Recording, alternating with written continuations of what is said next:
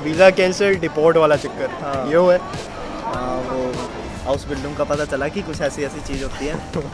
हाँ, वो मेरे को अच्छी लगी क्योंकि इसमें पैसे भी मिलते हैं। बट मेन मुद्दा था मेरा वीज़ा, जो कि मैं चेंज करवाने गया था, वही चेंज नहीं हुआ। 1.5 महीने में एडमिशन नहीं मिलता, लेटर नहीं देते तो bag You have to say पकड़ो bye-bye। और वापस जाओ, डिपोर्ट वाला सब। मेरे को ही प्रॉब्लम हुई है, ज़्यादा प्यार है इनको मेरे से।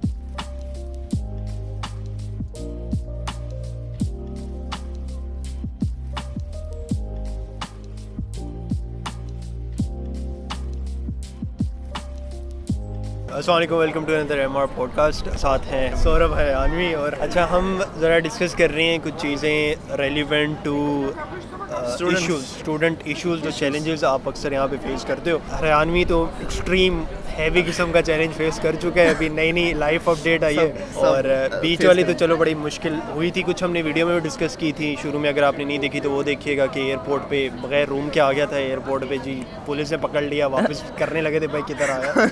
तो वो वाला चक्कर हमने लास्ट ईयर डिस्कस किया था, साल पहले। किस्मत दिख रहा है। साल बाद मिले। अब क्या चक्कर हुआ है जी, वीज़ा कैंसिल कर दिया। वो कहते हैं घर जाओ, वीज़ा कैंसिल, डिपोर्ट वाला चक्कर। ये हुआ है। वो यार वही ना, हर स्टोरी है यार, हर दफा कोई ना कोई लाइफ स्टोरी बन चुकी है। हर दफा कोई ना कोई स्टोरी देता है वो मुझे। क्या हुआ, करूं मैं? क्या कहते हैं, वीज़ा कैंसिल क्यों कर रहे थे मैं और किस तरह बचे उससे जो कैंसिल होने लगा था उससे। चक्कर ये था कि एडमिशन सब कुछ डन था।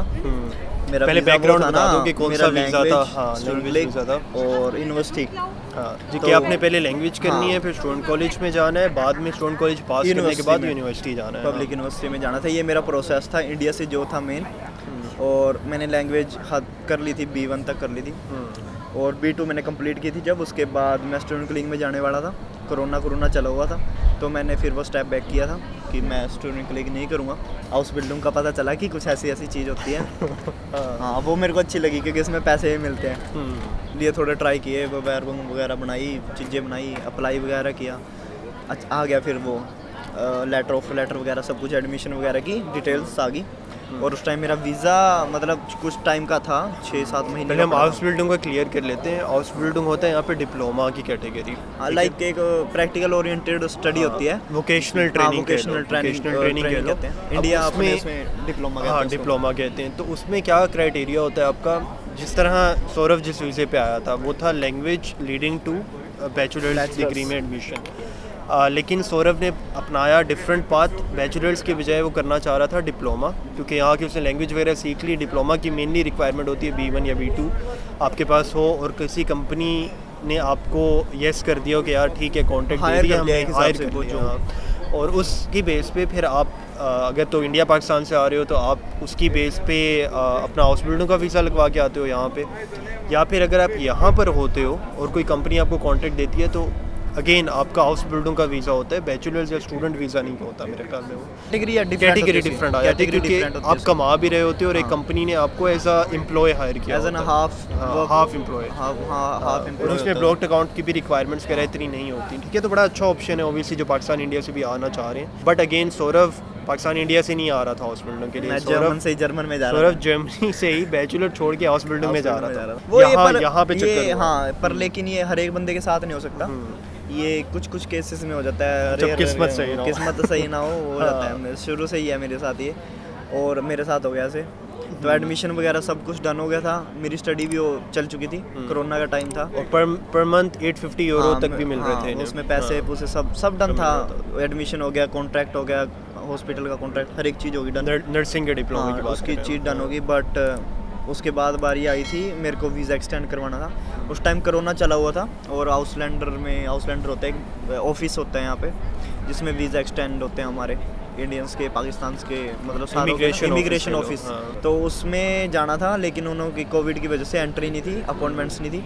वो एक पेज देते थे वीज़ा टेम्परेरी स्टे, तो वो मिल गया था मेरे को कुछ टाइम के लिए। तो फिक्शन भी शाइनिंग उसे कहते हैं। आपको टेम्परेरी स्टे दे देते हैं। तो वो मिल गया था मेरे को, उस पर मैं रह रहा था। मेरे को को वो जो असली वीज़ा है वो नहीं मिला था उस टाइम, टेम्परेरी स्टे पे रह रहा था मैं, जॉब नहीं कर सकता था उस पर मैं। मेरे को अपॉइंटमेंट मिली जो लीगली वे से थी, जो लीगली वीज़ा लेने की थी मेरी, उसमें गया मैं फिर लेने के लिए वो वीज़ा। तो मेरे डॉक्यूमेंट्स चेक हुए, काफ़ी देर बिठा के रखा उन्होंने, बातचीत की कि आप कौन से वीज़े पे थे, क्या क्या सीन था, सारा कुछ बताया मैंने। फिर उन्होंने मेरे पैसे पूसे भी देखे, सारे अकाउंट वगैरह, जो भी जॉब वगैरह, जॉब कॉन्ट्रैक्ट्स वगैरह जो मैंने पिछले साल किया है, क्या किया है मैंने, कैसे क्या क्या किया, लैंग्वेज कितनी की है, तो सर्टिफिकेट भी देखा, सब कुछ देखा उसने मेरा, A to Z डॉक्यूमेंट देखे उन्होंने मेरे। तो उन्होंने कहा कि आप हाउस बिल्डिंग नहीं कर सकते, डॉइचे नहीं हो आप। उन्होंने रीज़न भी ऐसे दिए कि मतलब ठीक डॉइचे है, मतलब आप जर्मन नहीं हो तो हाउस बिल्डिंग, हालांकि कोई ऐसा रूल नहीं है, ऐसा रूल नहीं है, लेकिन ये कभी कभी हो जाता है, कई स्टूडेंट्स के साथ हो जाता है कि कई बार या तो वो कैटेगरी डिफरेंट ले लेते हैं हाउस बिल्डिंग। लेकिन मेरी कैटेगरी भी सही थी, लेकिन उन्होंने ये कह दिया कि वीज़ा कैटेगरी आपकी डिफरेंट है, आप यूनिवर्सिटी के लिए आए हो, आप हाउस बिल्डिंग नहीं कर सकते। सेकंड, आप डॉइचे नहीं हो, ये डॉइचो की चीज़ है।